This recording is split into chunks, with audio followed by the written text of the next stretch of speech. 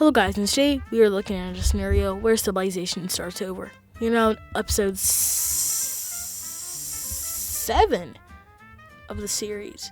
And in the last episode, we saw a lot of expansion around the world. We saw the yellow team breaking up, I'm pretty sure. We saw this country forming, and we just saw a lot of expansion around the world.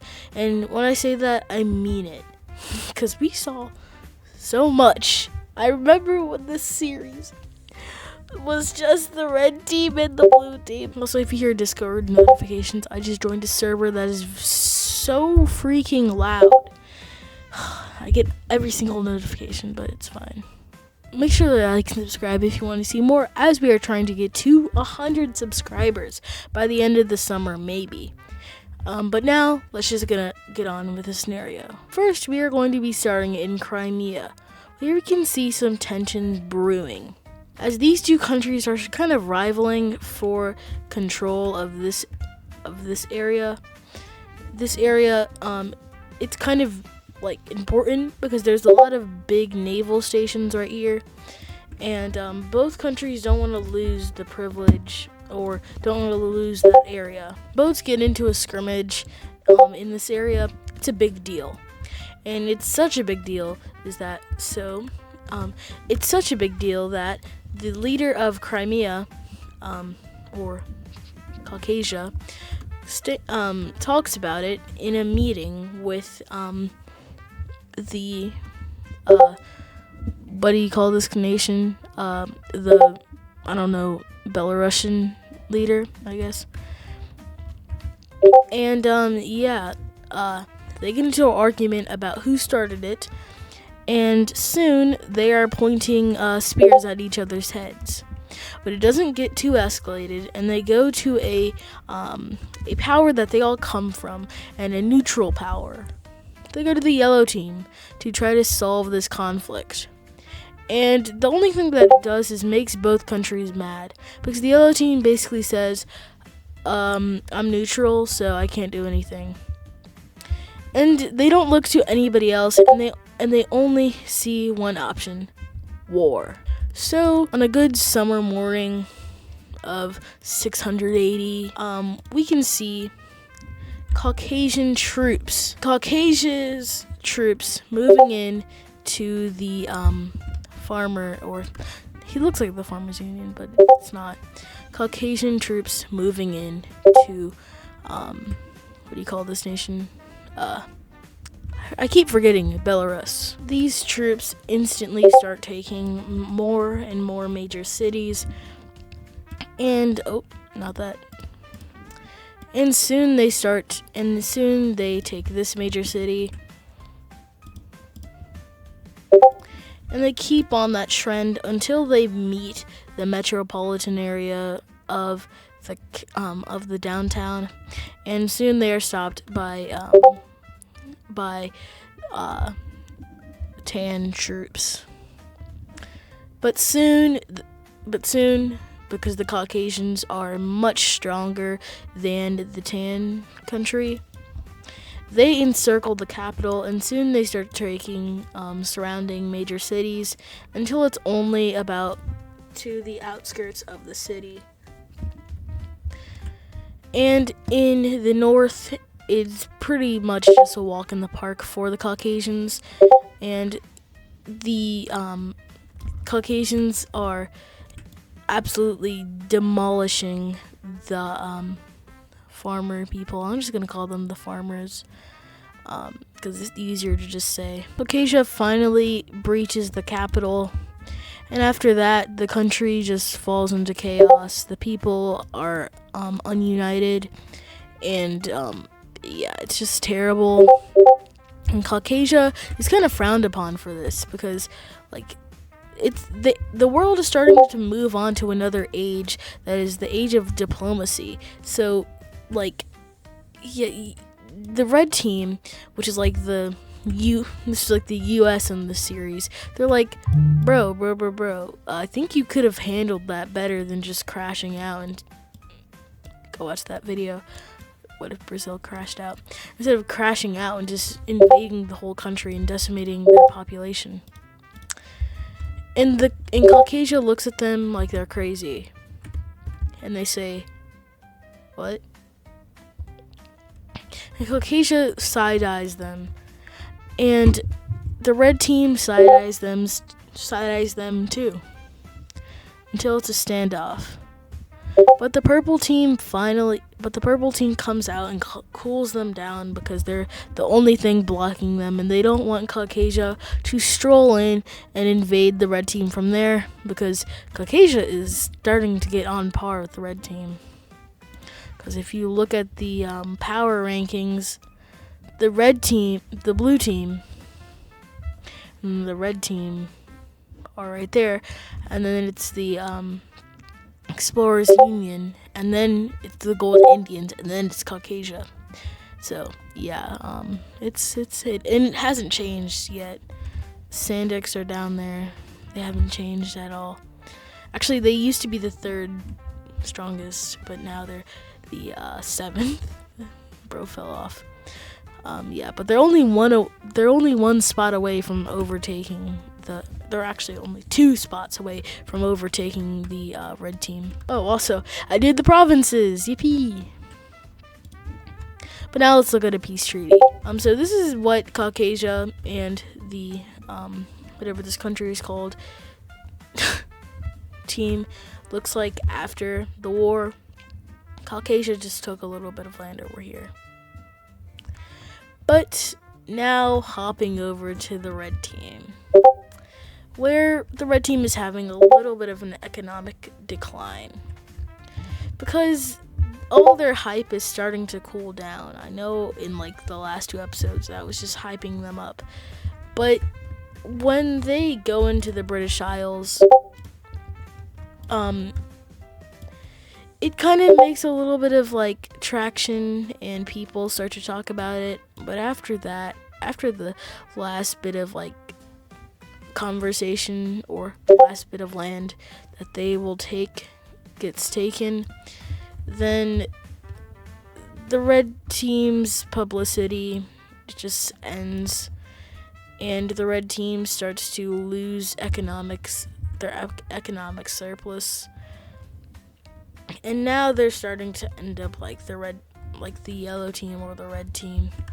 Now they're just left behind in the dust. And now the new red team is Caucasia, because they just won a war very well. Now everybody's talking about them, and the cycle is going to keep going, but not right now. And now red team sees what the yellow team, purple team, and the red team went through when they became the spotlight.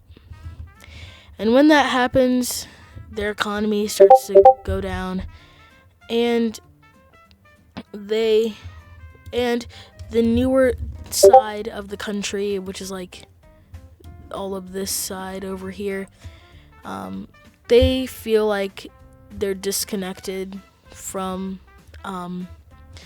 the rest of the country, the new part of the country, or the old part of the country, and they feel like they're just being left behind. And so they split, or they have a civil war. This whole side of the red team splits off from them, and the red team did not expect this at all. They thought that their country was so stable that nothing would happen. But they were wrong. And so we can see a lot of green team troops going in, trying to get their sovereignty, and they declared independence. They didn't just rebel. They declared their independence. They did not want to be a part of this country anymore. And so we can see the green team hopping over, taking more major cities, and the red team does not have any time to react to this. The red team instantly reacts to this, and they start pushing back the rebels, and it goes really well actually, because the rebels are literally like farmers with wooden tools, just everybody has wooden tools. Actually, no. They're just farmers with wooden tools and like rakes and hoes that are just like running at them, when the red team has fully armored horses and fully armored people with spears and bows and arrows, which have metal in them, running towards them. So you would think that they would get pushed back. And the red team starts invading into the country, or into the rebellion, and they start liberating more major cities. And the leader of the rebellion is starting to think about a plan to rebound from this. And that plan is to basically just get all your people and rile them up and throw them at them. And that actually works really well, better than the leader expected. And now they encircled the red team in this major city here, and they are able to push back them a lot. And but the red team is still holding out on the front line until this major city gets captured. And the red team, they actually think that they just can let this country go. It's not that big of a deal to them. And so they meet with the leader of the green team, or the rebellion, and they make a treaty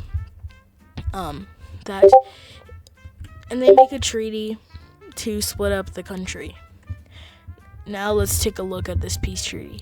And this is what the treaty is going to end up looking like. And let's go over it. This blue country is made, this green country is made, this orange country is made, and this dark purple country is made. But with that, they're back on the news. They're back on the topic. And that kind of brought their publicity up. Having your country split apart made your country have become a surplus again. Was it a win? Was it not? I'll let you guys decide that. But now, moving on to Africa, we can see Egypt invading into this green country. This green country is very weak, and they saw what happened in Caucasia, and they think that if you invade a country, you'll get your publicity back. And so that's what they do. They go in and they instantly take it in about 3 hours. There was literally no one defending the country. And they literally just take the country. The result of this is just them getting bad publicity. The result of that is just them getting more hate. And so it kind of brings down their economy more. In Central Asia, we can see the pink team annexing this yellow area. Now this, I'm just gonna they expand a little bit more. But this yellow area, it was literally still owned by the yellow team. I don't even think the yellow team knew they still had it, but it was owned by the yellow team. And technically in the treaty, it said that they didn't they didn't say anything about their colony right here. So for all that they knew, they still had it. But the pink country just annexes it, and the yellow team is fine with it. But the first little bit of expansion in today's episode, which is kind of surprising, we usually do a lot of expansion or exploration. We can see people making it into more of Asia, and they make it over the what do you call it? They go over Vietnam because they do not want to deal with those.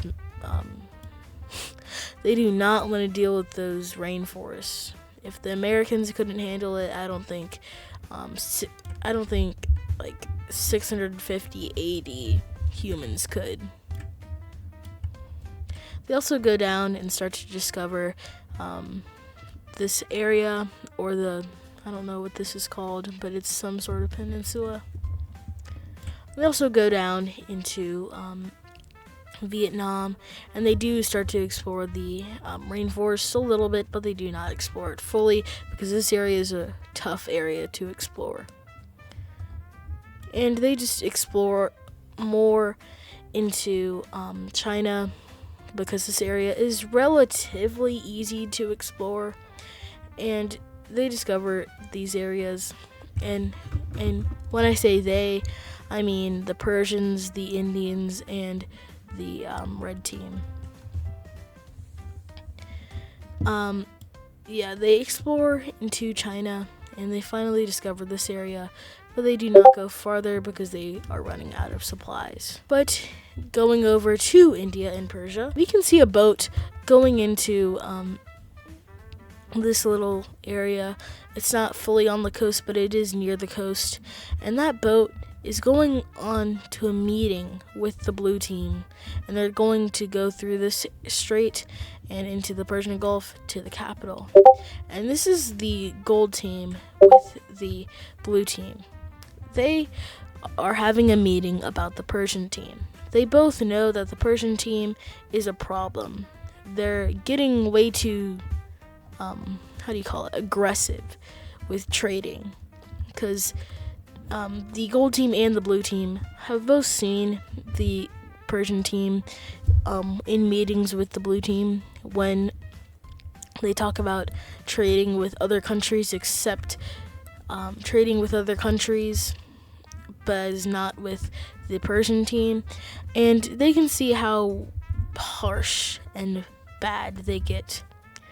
And so they come up with a plan to kind of stop the Persians' semi-monopoly over trading in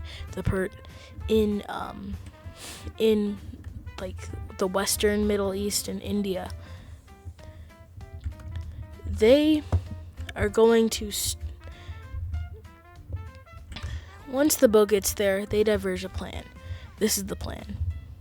They're going to block off this side. They're going to block off the Persians from trading. And also, the blue team is going to stop most trading with the Persians and starting to trade more with the gold team. And this is basically just like them ganging up on the Persian team. And when the Persians hear about this and they see it in action, the Persians are angry. And you know what they do to retaliate? They send an ultimatum to the leaders of both of these countries, because they know they're up to something.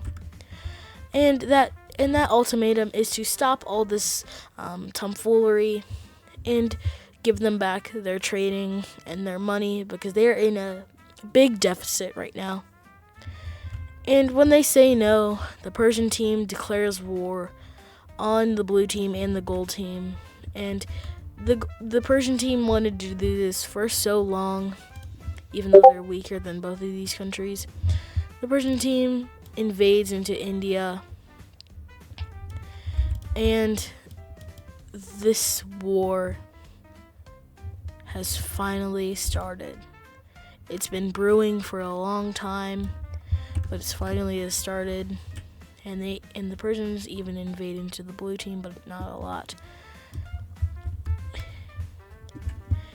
And a new era has started. As I already said at the beginning, I think, of this video, or sometime earlier, the age of diplomacy has begun. And with the age of diplomacy comes a large war. But that is going to do it for today's episode. I hope you guys enjoyed. Make sure to like, subscribe if you want to see more. And I'll see you guys in the next one. Goodbye. But before you leave, if you didn't click off the video, comment who should win the war. Type pancake if the Persian team should win. The Persian side should win. Or type waffle if the blue team and the gold team win. Now, if I better see a waffle or pancake in the